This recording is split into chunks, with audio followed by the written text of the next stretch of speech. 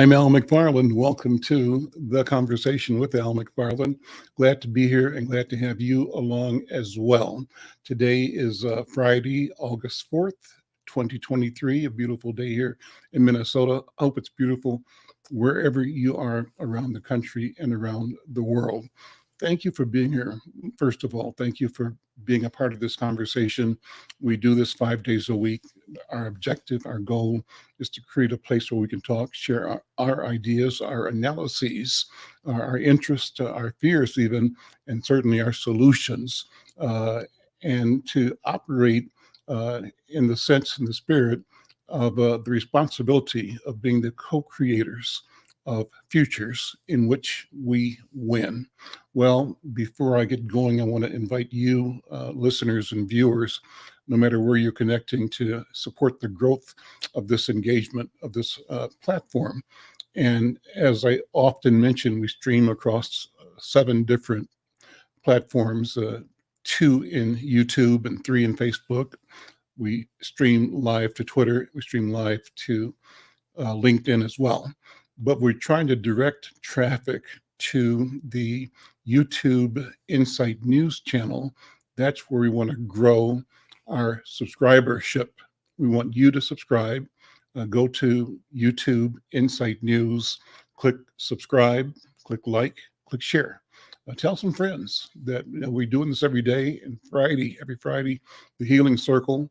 Great people, great conversations, important conversations, and we want to grow our base. We're looking to get 1,000 subscribers. We're about halfway there now, and you're clicking on and signing up today puts us one click closer to that 1,000 subscriber objective. We want to also begin by reminding you that we join our friends over at the Minneapolis Health Department, inviting us all to be, COVID aware. The pandemic is over formally, right, officially, but there's still a need to pay attention and to follow the protocols. So we partner with the Minnesota Department of Health to remind our community that risk still exists. Let's continue to follow the COVID-19 protocols, meaning wash your hands, stay aware, prioritize prevention.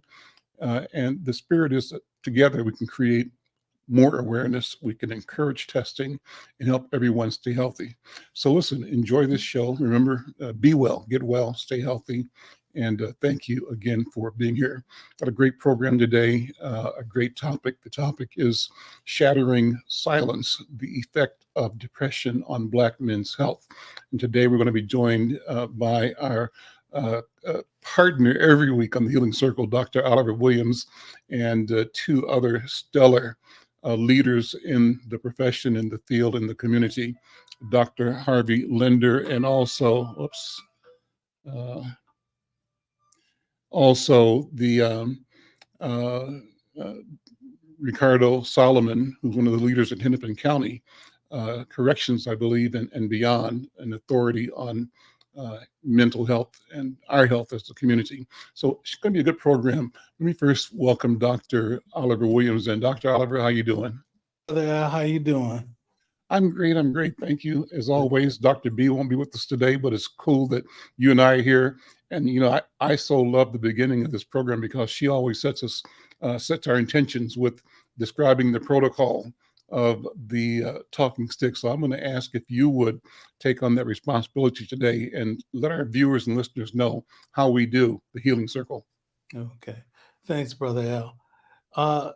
One of the things that Bravada sort of included in our discussion and how we operate with the Healing Circle is that we do it in circular fashion, meaning what we do is we share a talking stick, and that different members of the show can ask for the talking stick, or we can pass it to someone, and they can take the occasion to be able to talk about something that they think is significant and important. So what we do is we end up sharing the talking stick because it operates in an egalitarian way between participants, whether it's male or female, whether it's old or young, But the other thing that we value with the talking stick and in our value, we value each member, but we also value our ancestors. And we value our ancestors because they're also closest to God. And so, as we're having this conversation, we're going to use that protocol. And with that, I'm going to introduce Mhm. Dr. Harvey Linder. Good afternoon. Go ahead, Harvey. Harvey Linder is a well-known psychologist in the Twin Cities. He's worked for Hennepin County. But say a little bit more about yourself, Harvey. Well, thank you, Oliver. It's good to be back on the show again. This is a very important topic to embrace, and I'll tell you a little bit about myself. I'm an ostensibly retired clinical psychologist. I tell people I'm retired, but I'm still out there, trying to help the community, trying to do what I can. Um, but I worked for almost 30 years for Hennepin County as a clinical psychologist, senior clinical psychologist for a period of time as chief clinical psychologist for Hennepin County. And I also helped to found a chapter of the Minnesota Association of Black Psychologists here, which is a chapter of the National Association of Black Psychologists. And I've basically dedicated my career to trying to help the Black community overcome issues of mental health.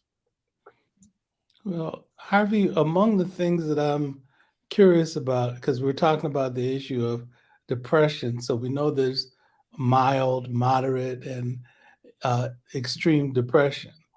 And could you define it for us? And can you tell us how you make the assessment about what's mild, what's moderate, and what's severe?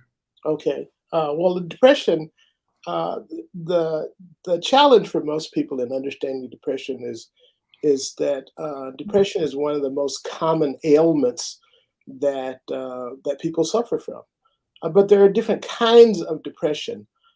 Depression is both an illness in itself, but it's also a common symptom of either other illnesses, or it's also a common symptom of things that are not illnesses but are actually social conditions. And because of all those things, depression is often either misdiagnosed, wrongly diagnosed, or underdiagnosed, or overdiagnosed. And so we have all of those kinds of factors that we have to deal with in helping people um, come to terms with both recognizing and figuring out how to deal with the depression. So it's a challenging kind of ailment, but it's actually one of the most common ailments that we encounter in the mental health field. Hmm. Dr. Linder, is there a particular nuance that applies to people of African descent? I would say uh, coming out of a history of captivity, right?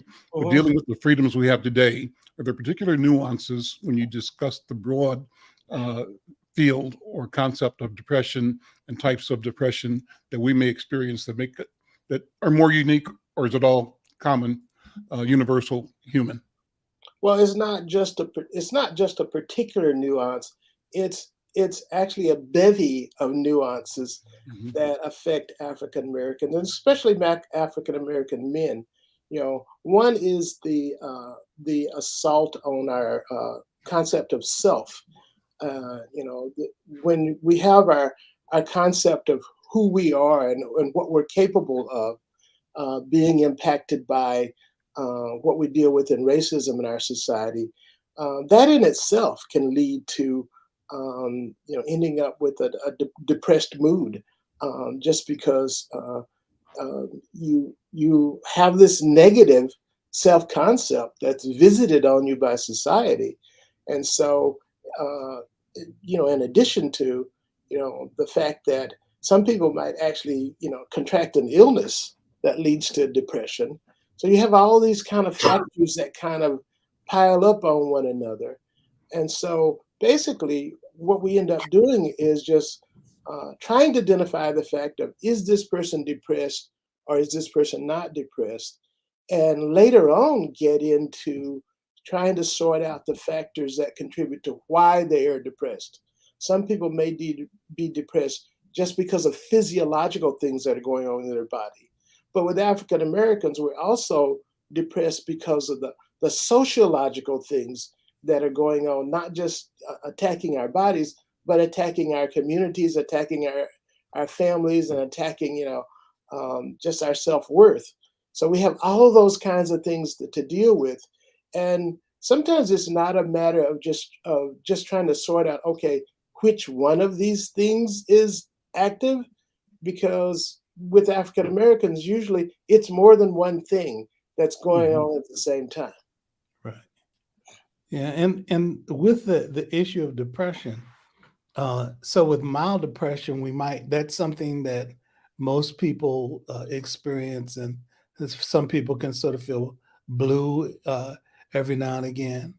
But so with severe depression, people feel hopeless and helpless. They And, do. sometimes Hopeless and helpless, and in many cases suicidal, that's what I was going to say. self-destructive. And so Exactly. that's something that we have to be concerned about as well. Right. Yeah, and that sometimes it's medications that can be helpful in terms of people being able to adjust to it in terms of biochemical challenges. But the other thing is doing talk therapy to be able to work it through as well. So could say a little bit more about that and remedies to address it. Well, the good and bad news is that depression is actually one of the most treatable mental ailments that we have. We have a number of different medications that can treat depression. The challenge with treating depression with medication in the Black community is that we have this negative concept about being mentally ill, and so there's a reluctance, one, to admit that there's something treatable wrong with you, and so that holds people back from accepting the treatment. And then if you get to the point of getting people to accept the treatment, there are two other things that go on. One is that antidepressant medications don't work like we're accustomed to. Like we're accustomed, like if we have a headache, you take, an aspirin, and within 20 minutes or half an hour, the headache feels better. Or, with most illnesses, we're used to like taking some medicine and then you feel better. With an endogenous depression, you can take the medicine, and you may have to take the medicine for 4, 6, 8 weeks before there's any noticeable sign that you're getting better. And oftentimes what happens is that the person who's depressed isn't the one who notices that they're getting better. It's like the people around them will notice that they're functioning better before they begin to notice that they're better. So there's this thing about, first we have this antipathy towards taking psychotropic medication, and then there's, that's layered on with the fact that there's no perceptible change when you start taking the medication. And so what tends to happen is people stop taking the medicine before it becomes optimally effective. And so they give up on it, and they say, well, I took the medicine and it didn't work. It's like, I took this medicine for like 2, 3, 4 weeks, and I didn't get any better. So then they stop taking the medicine. And so part of the challenge is helping people to understand how the medication will work, and that it can help them, but it may take a long time before it actually helps them. Yeah. Dr. Linder, I'd love you The to other walk us challenge through. is once the medication starts helping them, then they feel like, okay, I'm cured, so I don't need to take the medication anymore. And then they stop taking the medicine, Sure. before they're actually well. So I'd love to have you walk us through, Dr. Linder, some of the specific medications and why this is prescribed rather than that, or that rather than this. What are some of the tools in the toolkit of medicines that you all have to help people deal with and overcome depression? That's number one. But the second part of my question sort of reveals, part of the perception challenge that you're talking about. On the one hand, we are slow and hesitant to identify our feelings as being mentally ill or having an illness, right? The stigma of that. And so we resist both advice, seeking it or following it. On the other hand, we always talk about self-medication in our community, and it probably all communities, but in ours in particular, people who abuse alcohol and who abuse drugs and find like other ways to try to get through their pain, whatever it is, or to find. So how do we reconcile the prevalence of self-medication, but the inability of us at the same time to seek guided direction in trying to become healthy? Is that a good question or not? I don't know if it's a good question. Let me know. Let me know. It's too good of a question. Unfortunately, there's no easy answer to that question. To start with, the first question you asked, like, what are the medications that can be helpful? I'm not really even prepared to launch into trying to answer that for people, because there's a whole slew of antidepressant medications out there. And usually what will happen is your doctor will try a medication or a medication within a class, because there's 3 or 4 classes of antidepressant medications. The doctor, and a lot of it is trial and error. A lot of it is figuring out what medication works inside what body. And so the doctor may try something. And again, like I said, it can take 4 to 6 weeks for the medicine to begin to have an impact. So they try something and then have the person come back after 6 weeks, and then they'll adjust it. They'll like maybe add to the dosage or take away from the dosage in order to find out what works right for them. So that's one thing. The other thing about you mentioned about self-medication is oftentimes we'll have people who are reluctant to take a psychotropic medication. So instead of taking the psychotropic medication, they're doing other things, like they're drinking a lot of alcohol, or they're smoking pot, or they're doing something to relieve the symptomatology. It makes them numb to the depression or whatever else they're suffering from, but it doesn't actually help them get better. It masks what's going on. And so, that's another issue that we have to deal with, is like oftentimes when people are presenting to us with biological depression, they're not being presented to us as someone who has a biological depression. They're being presented to us as someone who is in a domestic violence situation, or has as in a drug abuse situation. And so you have to like unlayer all that stuff to figure out that what is really going on with this person is the person has an undiagnosed depression that was not properly treated. And so they're doing all this other stuff. They're drinking alcohol and getting, beating up their spouse or partner, or they're zoned out on pot or some more serious drug as a way of deadening all of that hurt that they're feeling. And so it's a constant challenge to try to unpack what's actually going on with the people that we see. Yeah. So, one of the things that I think too is that, again, when you think of people feeling a sense of helplessness or hopelessness, when you think of women who are dealing with the issue of depression, sometimes their depression is connected to being in a domestic violence circumstance.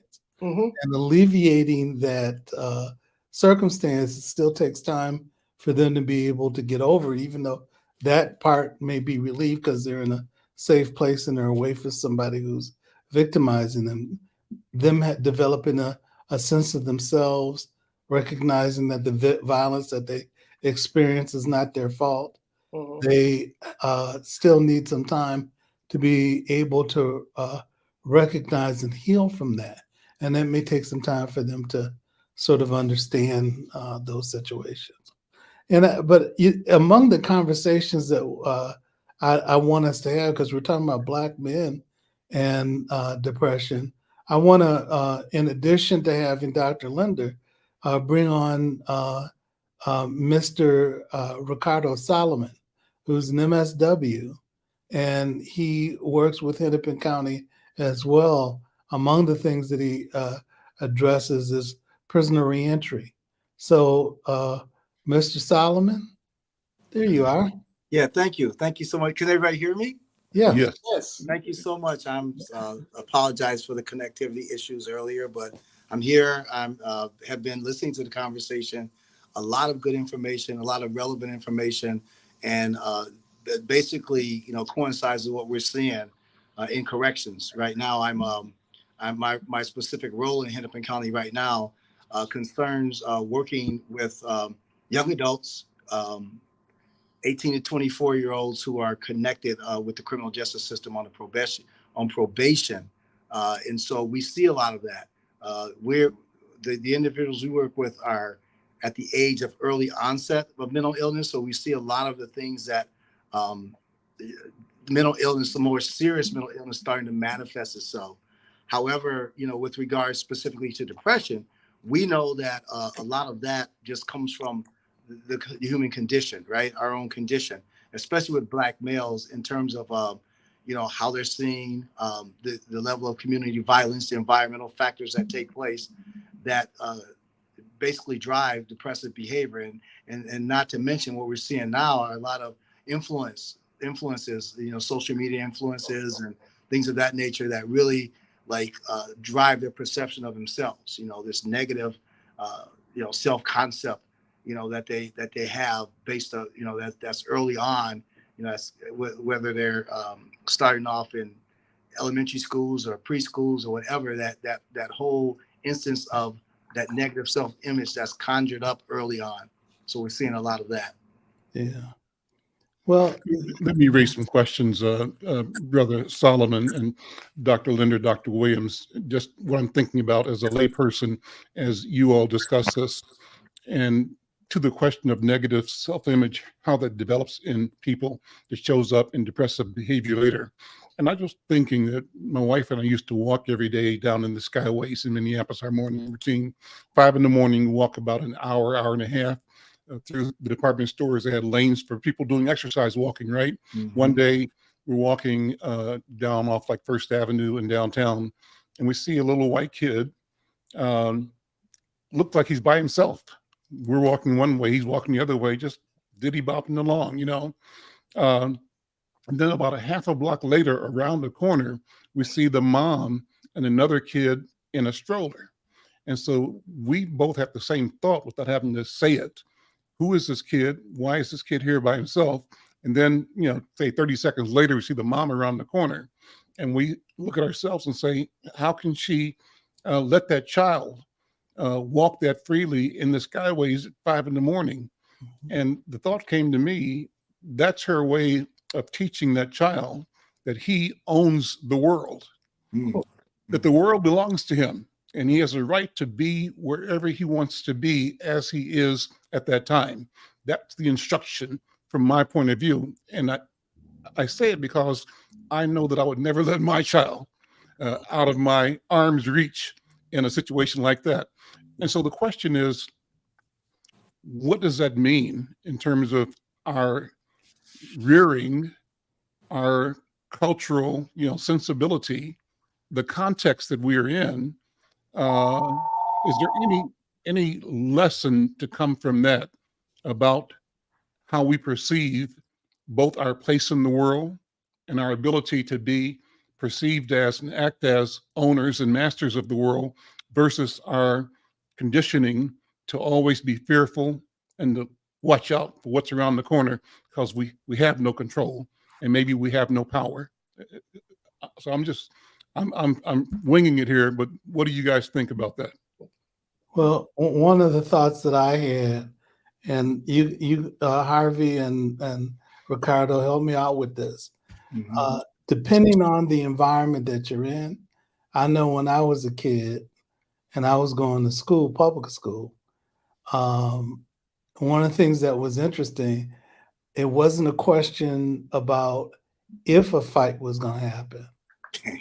It was a question about when it was going to happen, and also whether or not I'd be involved in it or not.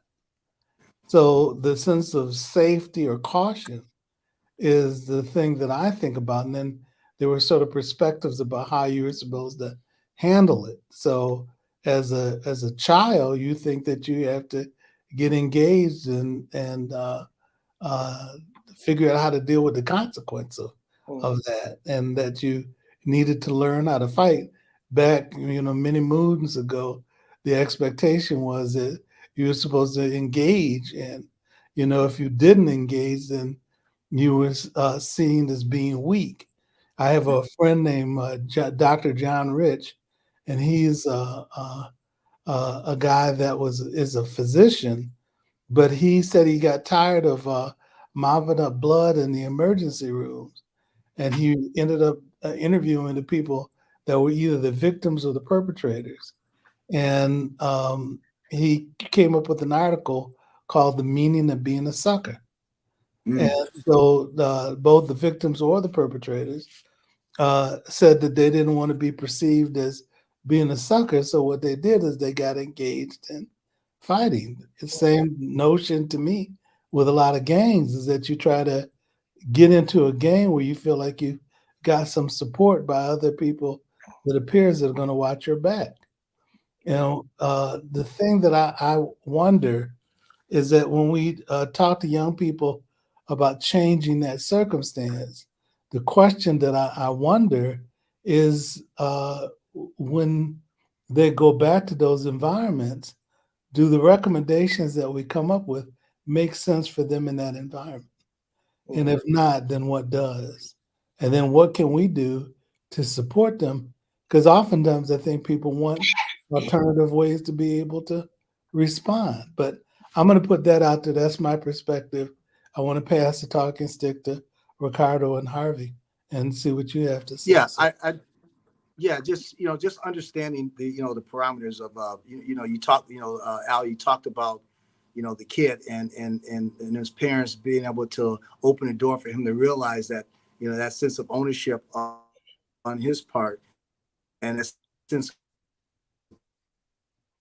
privilege that's carried on. My community is what we've seen this forever, I guess, and especially now with some of our young people, is that, the whole concept, of not being able to have a sense of ownership for yourself. And we're all in this like fishbowl. We're all in this community together that's been traumatized and all of the things that lead to us having, to deal with the community that's that's basically been traumatized a little with the extent of post-traumatic stress, right? Spills over into our behaviors where we interact with each other. And it's like, we don't have a sense of power, but that's jostled upon through physical, through physical tension, through machismo, through all this stuff that really doesn't do anything except for continue to lead to, our sense of hopelessness and our reduced sense of self amongst our own peer groups, right? And so, we know that this racism that's been existing in our communities, allows us to have this increased, risk of developing a sense of psychosis, right? Because of that chronic stress and trauma, that stress of, like you talked about, Oliver, like you going to the playground knowing that, it ain't about when it's going to be a fight. It's about, if it's going to be a fight, it's about when it's going to be a fight and if you're going to be involved, right? So that sense of that sense of trauma right? That chronic stress that received and that racial trauma that, that really isn't, you can't say it's racial because from a general standpoint, because it's embedded upon us all being a part of the community, but it is because we're involved in this community that we act upon each other. You talk about black on black crime and how that is. That's the result of what we're talking about, Oliver. It's the result of us having no one else to act out on but ourselves. Right.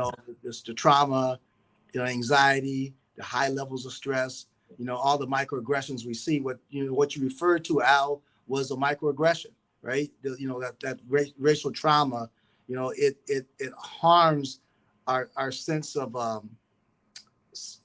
identity and that self-worth that impacts a person's mental health.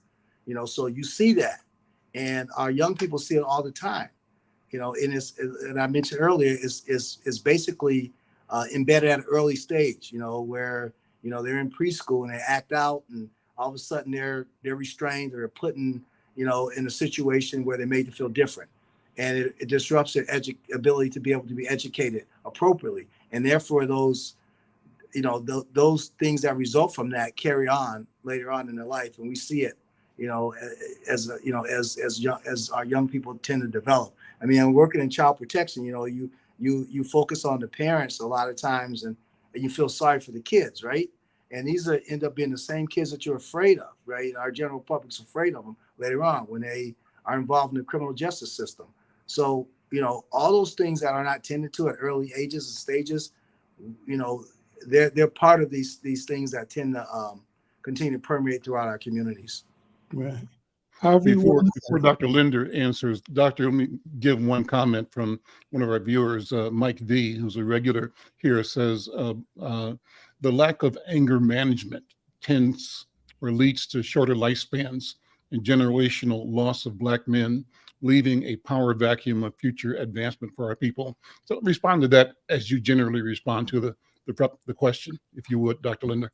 Well, I think that it's a delicate dance to teach our children both that they have every right to enjoy the world the way everybody else does it, that they have every right to do that, but it may not be the smartest thing for them to do that in every circumstance. I mean, it is possible for us to teach our children that as African people, we are the progenitors of the human race. And that, as the progenitors of the human race, we are equal in stature to anyone out there. But it's also important to teach them that given the conditions that we currently live under, that it would be foolhardy in some situations to just act as if you own the world when you're coming up against other people with guns who think that they own the world. But we can and have learned how to teach both, to teach people that it's sometimes it's not a good idea to act as if a policeman won't kill you when we know that that's a possibility, but also to understand that we as people who understand the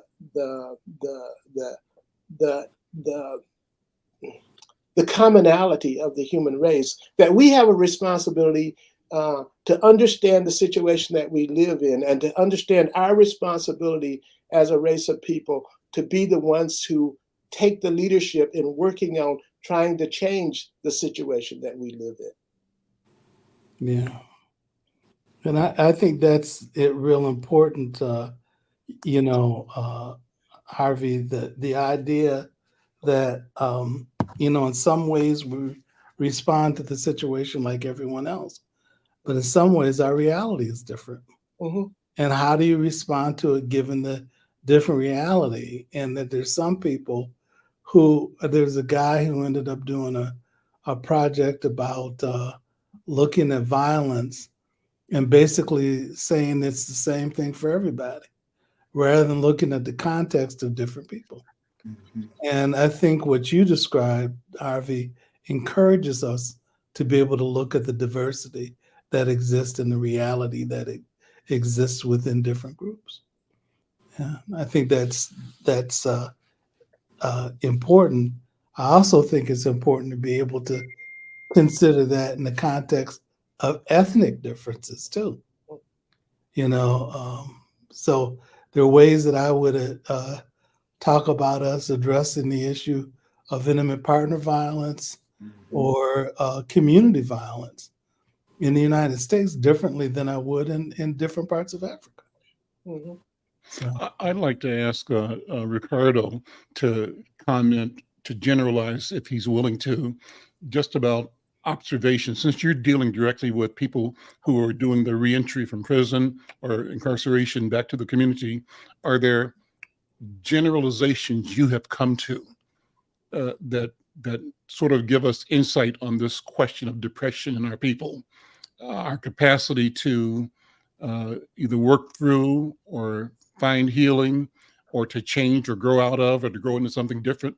You know, just looking at the caseload you've had over the X number of years, are there some general statements, or maybe there are none? But what are your thoughts, Brother Solomon? Yeah. So when I did work as a parole officer, I mean, right now I'm a supervisor, I supervise probation officers, but the concepts are the same in a sense, but they change dramatically after a person has been involved in the institution and is leaving the institution and coming back into the community. What you're seeing is a person who has, basically been broken down and stripped into a structural process, which is what incarceration is. It's basically meant to, like, a sense of dehumanization in a sense, and no matter how many programs you have within an institution, people still have to come back out. They have to come back out to environments that they left, communities that they transgressed in. And so, what we find is important is to be able to give a person a sense of themselves back, a sense of dignity. And I think the important thing to do when someone comes back in the community is allow them to believe and understand that they still have, the ability to become something, greater than what they've experienced before, and that comes within a sense of being embraced by the community, being able to, like, feel as though your sense of self-worth can be restored.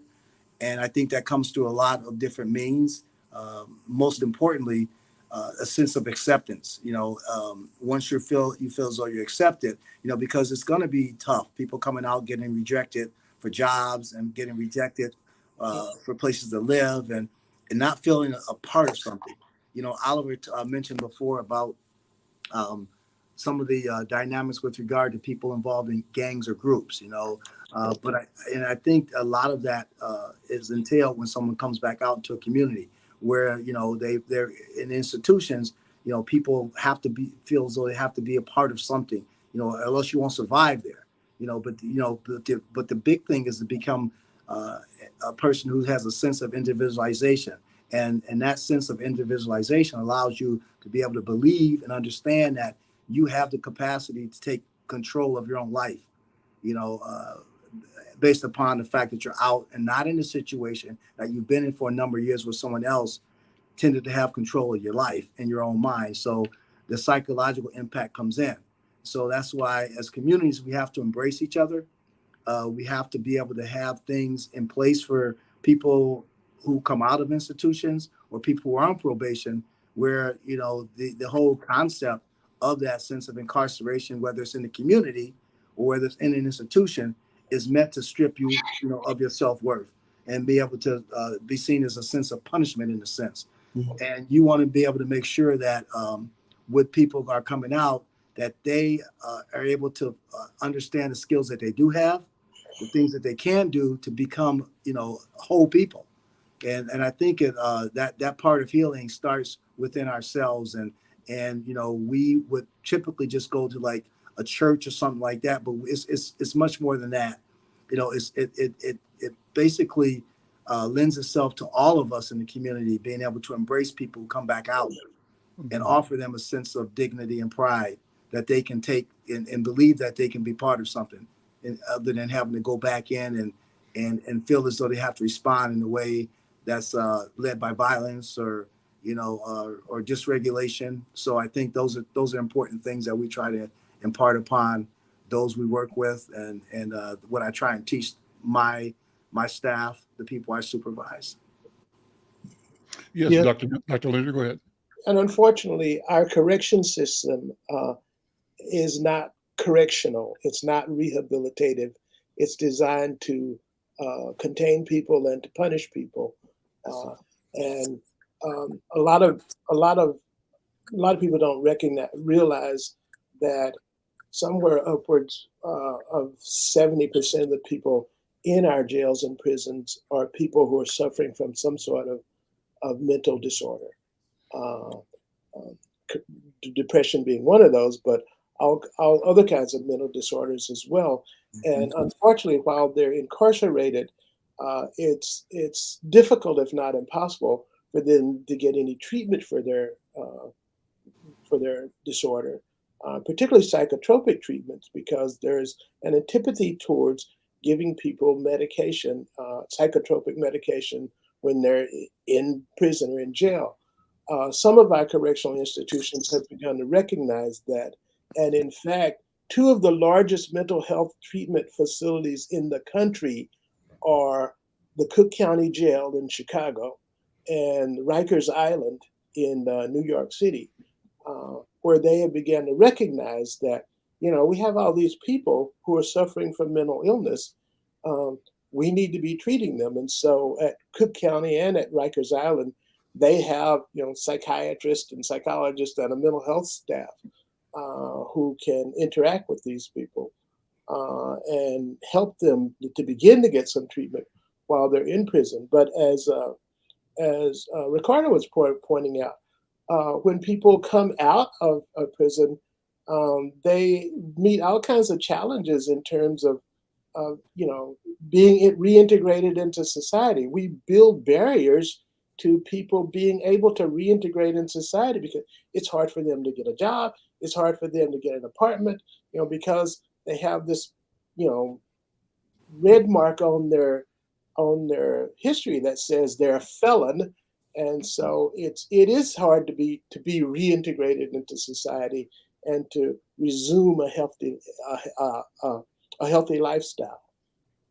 Are there other models for treating depression that come out of what you described, the nature of our culture as progenitors of humanity? Are there some systems and processes or approaches to healing, to prevention, to reconciliation, even to punishment and retribution that could be in place that would do things differently, not so much as corrections or punishment, but as restoration and healing?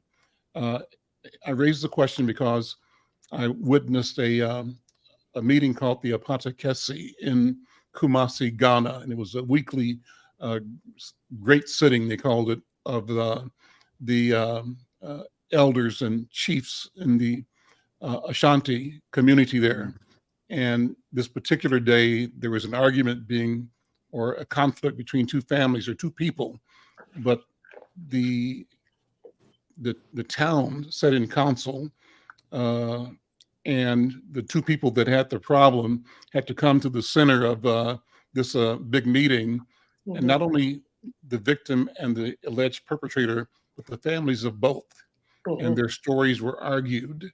And the people around the room provided analysis, interpretation, stories, anecdotes. And at the end of the day, as a group, the leaders, elders made a judgment in favor of one or the other, but the judgment didn't affect only the perpetrator, but his or her whole family. So the question is, are there models that should involve community in restoration and healing, as I think you're suggesting, Brother Solomon and Dr. Linder? What do you think, Dr. Linder? Indeed, there are models that come actually from ancient African history, but the modern world will be familiar with the concept of Ubuntu that was the kind of philosophy underlying the restorative justice movement in South Africa, where the idea is that when things go wrong in the community, when people are not doing well in the community, we in Western culture have learned to perceive it as if someone's not doing well in the community, there's something wrong with that person. Whereas the broader African concept is that someone's not doing well in the community, there's something wrong with the community. The community has to make some sort of adjustment to restore the balance of what has gone wrong in the community. This comes from an ancient African concept called ma'at.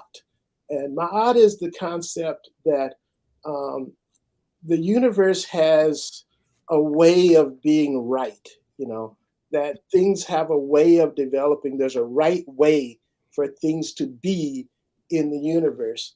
And to sustain that right way, one has to maintain balance, one has to maintain harmony, one has to maintain justice.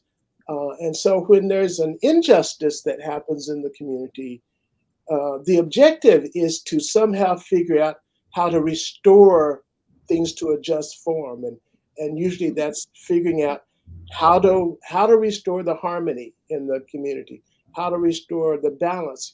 When something goes wrong, the assumption is that it's because things have gotten out of balance. And how do we get things back into balance? How do we get them, back on course? And so it's this concept of making ma'at in society, of creating a society that's just and harmonious and balanced, and where people act with propriety, and recognize the well-being of members of society. And so it's that kind of thought process that leads us to different models of restorative justice that you will find practiced not just in South Africa, but across the African continent. That there's some version of this, that the community has both a role and a responsibility in restoring the rightness of the community when things are going wrong, rather than blaming isolated individuals when things are not going right in the community. Excellent point. So let me ask Ricardo and Dr. Williams, is that teachable here today? Is it being taught? Has it been taught? And can it be taught and manifested in our daily lives as African people in this country at this time going forward? What do you think, Brother Solomon? Well, for me, Dr. Linder hit on so many just really, really pointed, points there, and he talked about how things are in African communities. They have a sense of community. We tend in this country, I believe, to operate on a functionalist form of thinking, where it's functional for people, for something to be wrong with a certain group of people so they can be labeled. And when you talk about a sense of community, I have to look no further than out the door here in North Minneapolis and how this community has been depleted, by certain things, that really didn't exist in this community. Well, it has existed for a while in some form or fashion, but, right now it's been run rampant, and it's not because of the people in the community. I tell you, you see how, how the community has been divided in terms of resources. You can go out and see that. You can get drugs quicker in this community. They can get a healthy meal. There's no place around that supports that. You have a grocery store, Cub, here that, should be a pillar for people in the community to get healthy meals and things of that nature. So when those things are taken away, and you don't even have anybody to go to in the community to help resolve disputes, help understand that, we can take care of ourselves by, I can point you in this direction. You can go to this place and get this. That's not, it doesn't exist here, I think. And that's by design, let me tell you that from my perspective. And, as opposed to other communities, on the continent of Africa that have that sense of community. They still have that commonality where they can work things out amongst themselves. And, the way the communities are fractured here, in the United States, specifically African-American communities, it tends to promote more of dislike and continuation of self-hatred. So those are things that exist. And you asked the question, Brother Al, of whether it can come to that or not. It's going to take a lot of healing from a structural standpoint. Our systems are overloaded, with people who are traumatized. Our systems are stressed. Our public welfare systems are, and if people don't have the necessities of respectful services that they can get from our system that we're supposed to count on, then it's going to be really hard for us to come together as a people who believe that we can help each other. We don't even know if we can help ourselves. Dr. Oliver? Yeah, I appreciated what both Ricardo and Harvey had to say. As you know, we talked to Elizabeth, and Elizabeth's in South Africa, and she encourages, not only in South Africa, but in other places, the notion of Ubuntu. And I think it's important, and I've seen it work, but depending on what the topic is, people have to be encouraged to be informed about what things they may be missing. Mm.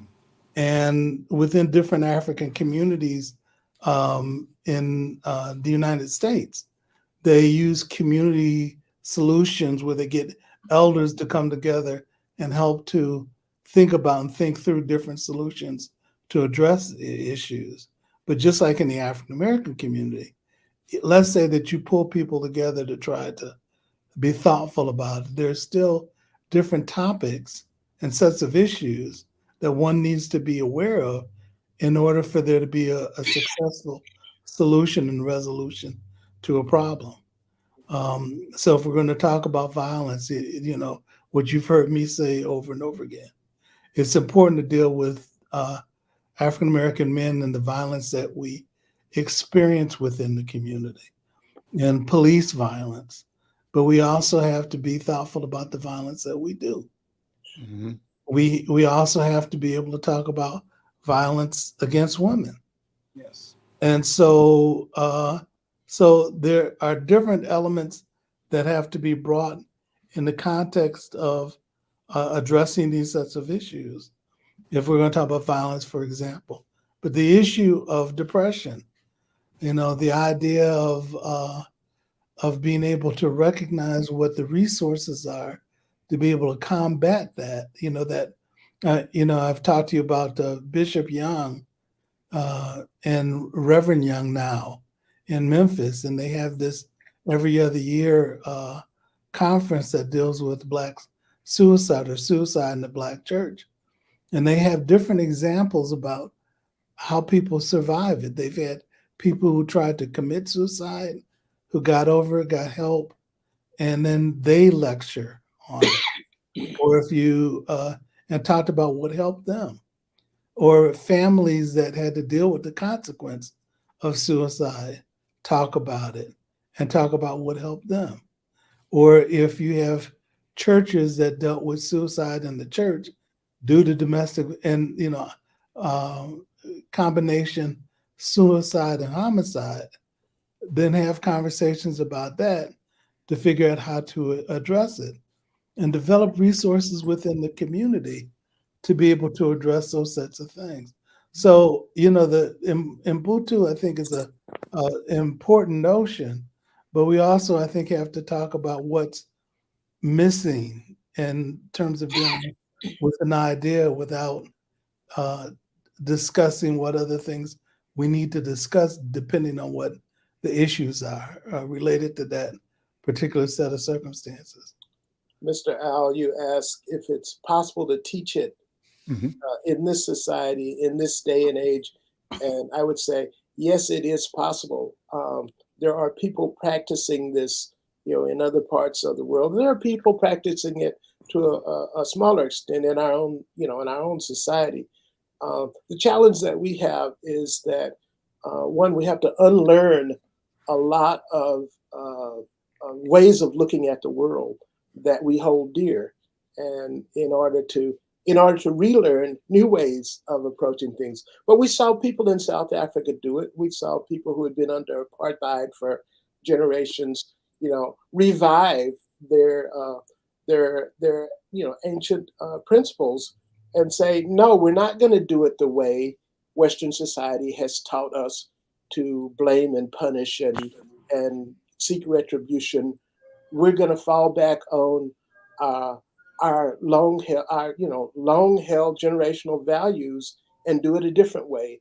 And the world was astounded that they were trying to do something like this, but they did it and it worked well. And other people, still go there, to try to learn, like, how did they do this and how did it work? And can we do it, in our own society? Yes, we can, but we have to unlearn and undo a lot of what we already think we know how to do. And unfortunately, a lot of most of the people who have the education and the credentials to do this have been so westernized in their education that it is difficult for them to let go of what they think they know. Let me respond, Dr. Linder, to what I hear you saying. I hear you describing the efficacy that South Africa discovered when the world expected a bloodbath to follow the end of apartheid. South Africa said, let's go back to a different way and figure out a way for all of us to be here as South Africans. The question becomes, is the fear of some kind of a bloodbath of retribution by the enslaved Americans, Africans in America, one of the driving forces for the structural continued disembodiment of the African personality? And is our challenge then as African people to elevate the idea of our motive is not what they fear? And the case in point is South Africa. What do you think? We got about a minute, Doctor, but this is a great conversation. Their fear is that we will treat them like they have taught us to treat them. And, our challenge is to not do that. That's right. Listen, we're out of time. Gentlemen, what a wonderful conversation. Thank you all so very, very much. Dr. Harvey Linder, Brother Ricardo Solomon, and my colleague and partner, leader, Dr. Oliver Williams. Thank you so much. This has been a great edition of the Healing Circle. I'm Al McFarlane. We'll keep this conversation going. And we think it's an important one. We want you to be a part of it too. So be here with us next week. In fact, every day of the week for the conversation with Al McFarlane. We'll see you next time.